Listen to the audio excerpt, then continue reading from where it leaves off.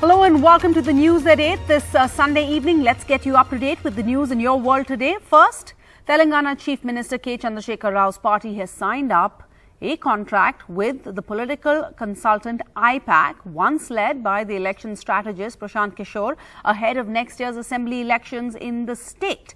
Mr. Kishor, who is apparently on the verge of joining the Congress, has been camping out in Mr. Rao's official residence in Hyderabad since Saturday, sources say.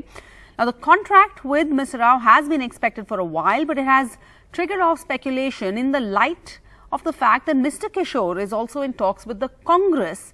And there are reports of him joining the party with an extensive plan to rejuvenate the Grand Old Party. Sources indicate that a special team Sonia Gandhi formed to evaluate Prashant Kishor's proposal wants him to disassociate himself from all other political parties and devote himself solely to the Congress. The party chief Sonia Gandhi, in consultation with a team of veterans, are expected to take a final call on this matter at a crucial meeting tomorrow. Just met with the TRS working president KT Rama Rao, and he is right now in fact in a meeting with Prashant Kishor at Pragati Bhavan. Prashant Kishor in fact came to Hyderabad to the Pragati Bhavan, which is the official residence of the Chief Minister, yesterday in the morning at 9:30, and he has in fact been there overnight and continued with his meetings today. And while the party and the party president KT Rama Rao are kind of saying that I-PAC is distant from Prashant Kishor, and what Prashant Kishor chooses to do in a personal capacity, joining any other party, is not going to affect their contract. He did confirm to us that a formal contract has been signed with I-PAC for not just the assembly elections but also for the parliament elections in 2024. Two things very, very important here. One, while the Congress is the main opposition party in Telangana, how will Telangana or the TRS resolve this idea of Prashant Kishor if he does go with the Congress? That's a very open-ended question. The second part is that while the TRS is trying to, in fact, in a sense, underplay the role of Prashant Kishor in the I-PAC node, all of us know that it is Prashant Kishor brand that makes I-PAC what it is. The third part is that KCR does have national ambitions, and while he will hope to retain whatever is the domestic turf, the very, very good victory that he had in the 2018 elections, he's very clearly declared his intent to play a national role.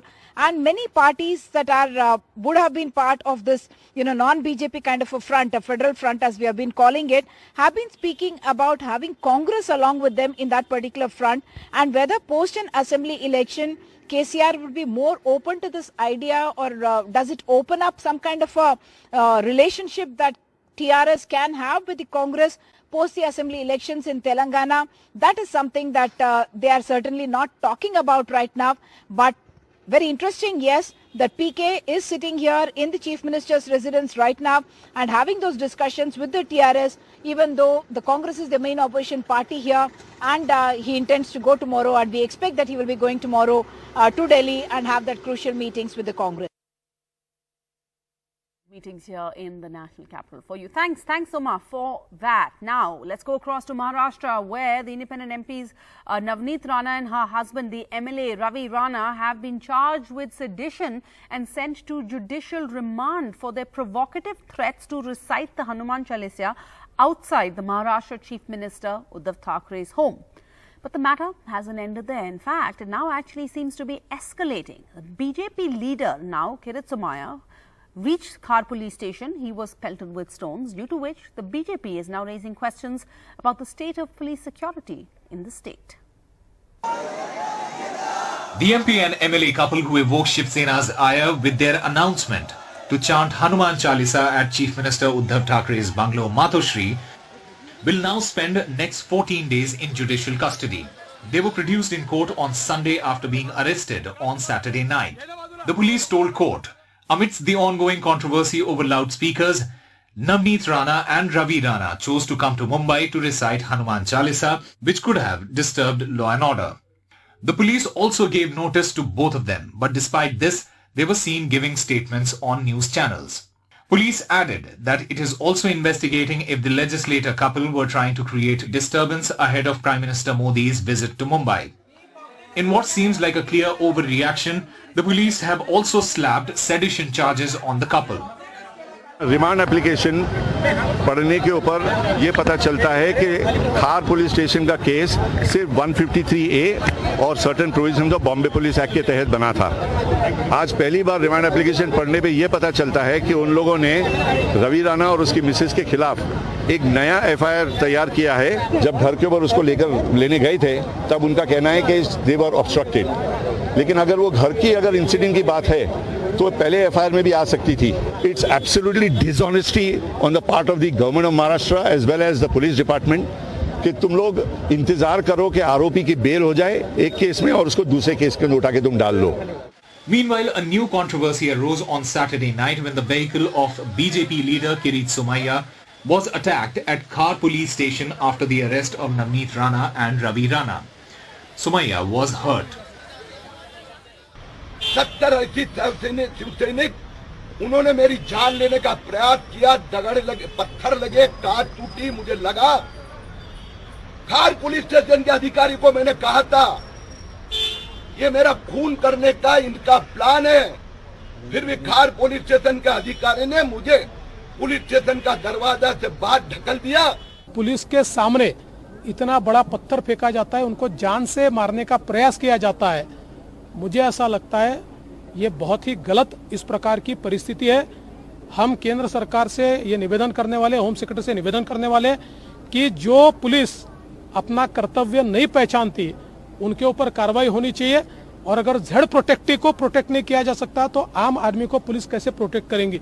The issue has gone way ahead of Hanuman Chalisa and loudspeakers. In the Navneet Rana's case, the bail hearing will now happen on 29th of April. While on Monday, Home Minister Dilip Valse Patil has called a meeting of all party leaders to find a way out in the loudspeaker issue. But after these street attacks, will now this problem will be solved so easily? In Mumbai, with camera person Praveen Jirohit, Sohit Mishra, NDTV.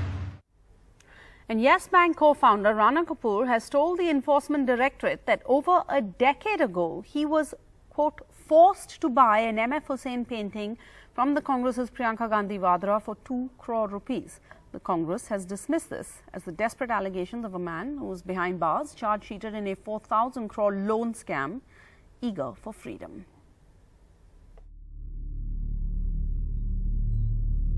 Rana Kapoor, former managing director of Yes Bank, has told the Enforcement Directorate that he was forced to buy MF Hussain's painting from Priyanka Gandhi for 2 crore rupees in 2010 by the late Murli Deora, and the same money was used for the medical treatment of Sonia Gandhi.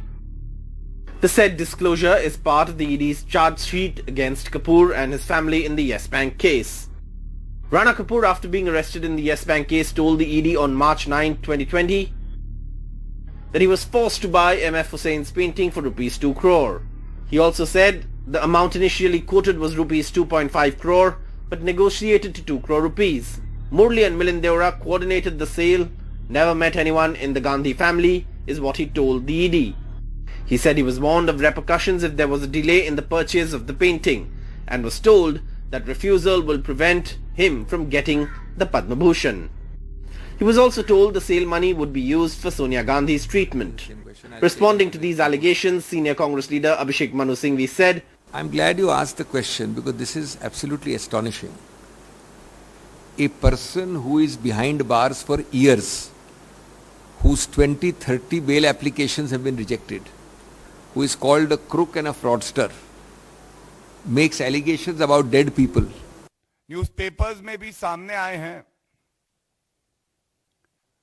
कि प्रियंका वाड्रा गांधी दबाव बनवाती हैं पूर्व मंत्रियों से कि राणा कपूर 2 करोड़ रुपए की painting खरीदें। इससे यह तात्पर्य निकाला जा सकता है कि जनता की गाड़ी कमाई बैंक में जाएगी, उसके बाद उस गाड़ी कमाई को the proceeds of crime Gandhi परिवार के पास पहुंचाया जाएगा. Though the painting was purchased way back in 2010 by Rana Kapoor and not through Yes Bank funds, the central agency has termed the same as proceeds of crime and has seized the painting. With Arvind Gunasekar in New Delhi, in Mumbai, Saurabh Gupta, NDTV. And Prime Minister Modi made his first visit to Jammu and Kashmir since Article 370 was scrapped by the government in 2019. The visit comes amidst heightened security as the Union Territory saw 4 encounters in the last 3 days.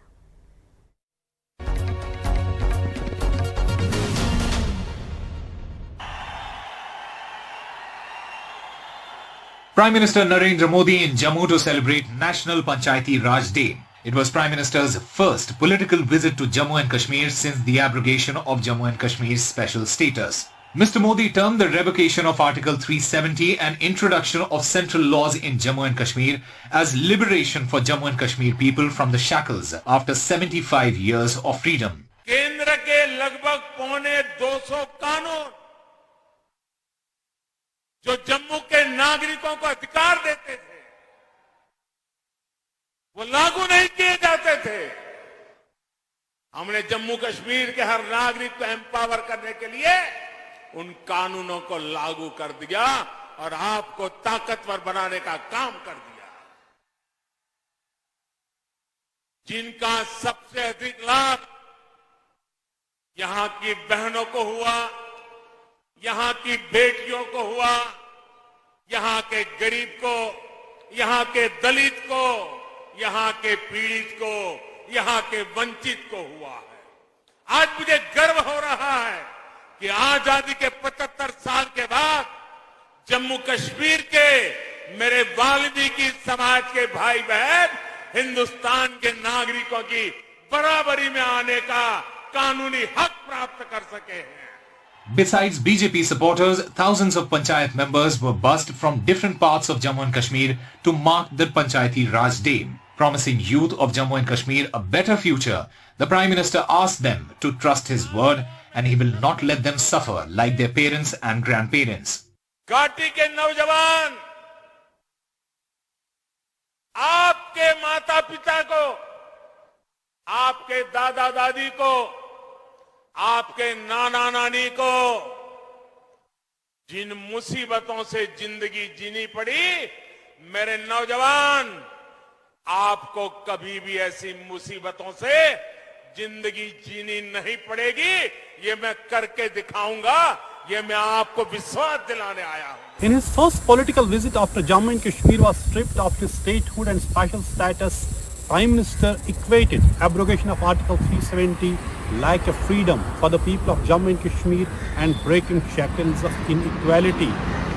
Prime Minister largely spoke about Panchayati Raj and how it is empowering common people, but remained silent on holding assembly elections in Jammu and Kashmir or restoring statehood.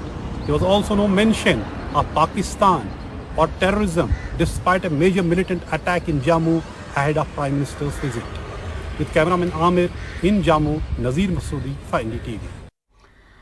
And staying with Uttar Pradesh, Junior Union Home Minister Ajay Mishra's son, accused in a murder case, surrendered at the local court in UP. He has been sent back to the Lakhimpur prison.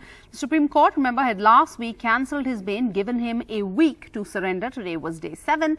Ashish Mishra is accused of running over farmers in an SUV during a protest demonstration against the now repealed contentious farm laws. All of that, of course, that attack has been caught on camera. He's been charged with the murder of farmers and a journalist after he allegedly ran over them with his vehicle. And 8 days after violence erupted in Delhi's Jahangirpuri, a Tiranga Yatra or a peace march was held in the national capital amidst tight security. This is an attempt by all of the residents of the region, who are the ones really who've been the worst affected. An attempt by them to restore a semblance of normalcy and spread the message that there is harmony among the communities living there. There has been for decades.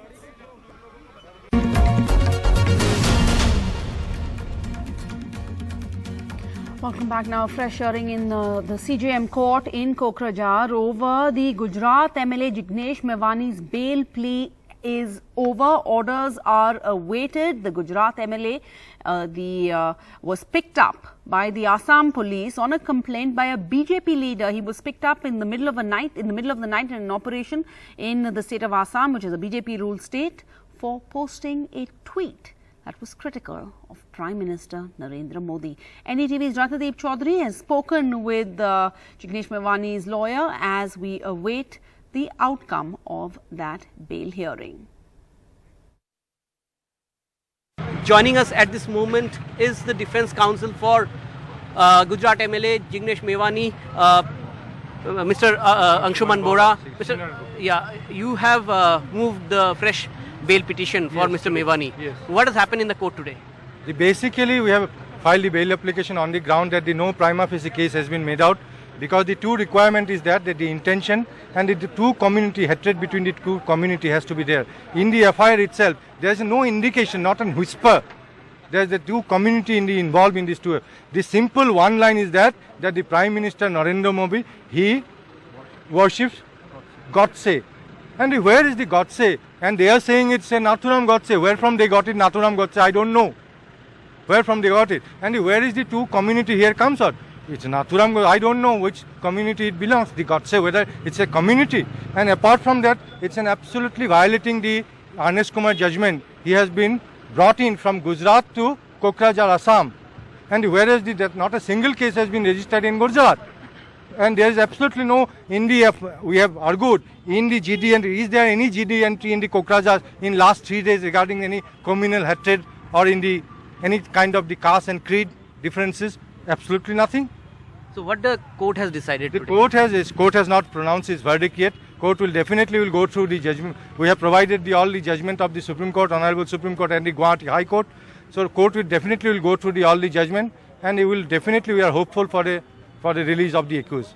If he is not granted bail or he is arrested in any other case, that may happen. That may always happen. We have an apprehension for that, because we know that this is a case he can't be remanded for many days or can't be in the custody for many days. So we have an apprehension that tomorrow he may be arrested in another case. It may go on like this just to keep him in the custody.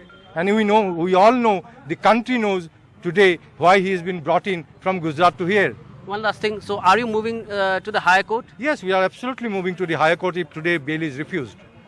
But I am hopeful that definitely the dignity of the court that will prevail one day or other.